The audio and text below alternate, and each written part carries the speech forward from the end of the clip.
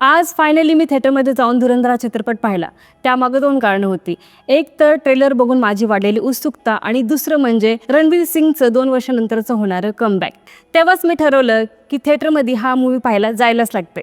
नमस्कार, माझं नाव धनश्री पाटील म्हणजे बोल्ड धन्नो. जायलाच लागतंय या रिव्ह्यू सिरीजमध्ये आपलं सगळ्यांचं स्वागत आहे. 3.5 तासाचा हा चित्रपट आहे. त्यामुळे खूप लोकांना याचा टाईम स्पॅन खूप मोठा वाटू शकतो. पण ज्या पद्धतीची स्टोरी, कनेक्शन आणि प्लॉट आहे तो ऑडियन्सपर्यंत पोहोचण्यासाठी हा वेळ मला योग्य वाटला. तरीसुद्धा हा मूवी चॉप करता आला असता असं मला वाटते. ट्रेलर बघितल्यावरती हा मूवी आपल्याला स्पाय जॉनरचा वाटतो. पण जेव्हा थिएटरमध्ये हा मूवी बघितला जातो तेव्हा त्याच्यामध्ये पॉलिटिकल ड्रामा, गँग वॉर आणि रिव्हेंज ड्रामा या सगळ्या गोष्टी दिसून येतात. त्यामुळे कुठंतरी मूवी एंगेजिंगसुद्धा वाटते, पण कुठं आपल्याला ती मूवी कन्फ्यूजसुद्धा करू शकते. या फिल्मचं डिरेक्शन केलं आहे आदित्य धर यांनी. यापूर्वी आपण त्यांचं डिरेक्शन स्किल उरी या चित्रपटात पाहिलं आहे.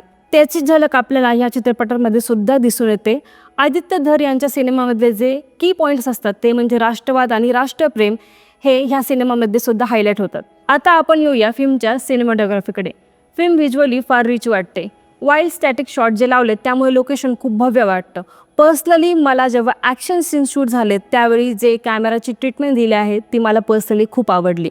ॲक्शन सीन्स या फिल्ममध्ये खूप शार्प आणि कूल पद्धतीने वापरले आहेत. स्पेशली फर्स्ट हाफमधले ॲक्शन सिक्वेन्स हे व्हिज्युअली ट्रीट देतात. आता येऊयात फिल्मच्या म्युझिककडे.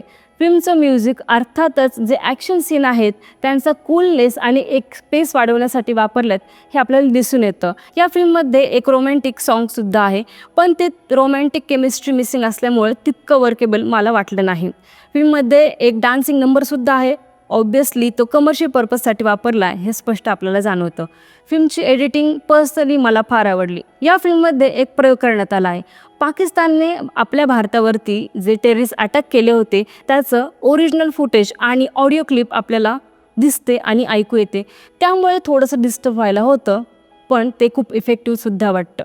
या फिल्मचा सगळ्यात मोठा बॅकबोन जर काय असेल तर ते म्हणजे ॲक्टर.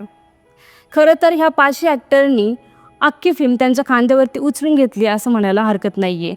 अक्षय खन्ना, आर माधवन, अर्जुन रामपाल, संजय दत्त या सगळ्यांनी त्यांचं कॅरेक्टर खूप भारी निभवलेत. पर्सनली जर तुम्ही मला विचाराल तर आर माधवन यांची ॲक्टिंग मला पर्सनली खूप आवडली. पहिलं फर्स्ट हाफमध्ये अक्षय खन्नाच्या अवतीभोवती ही स्टोरी फिरते का असं आपल्याला वाटतं. सारा अर्जुन हा हिचा पहिलाच मूवी आहे. ती स्क्रीनवरती फार सुंदर दिसली आहे, पण ॲक्टिंग उभारून यावी असा स्क्रीन टाईम तिला तितका मिळाला नाही आहे. ओव्हरऑल जर तुम्हाला मास ड्रामा लोडेड मूवी आवडत असेल तर तुम्ही हा मूवी थिएटरमध्ये जाऊन नक्कीच बघू शकता.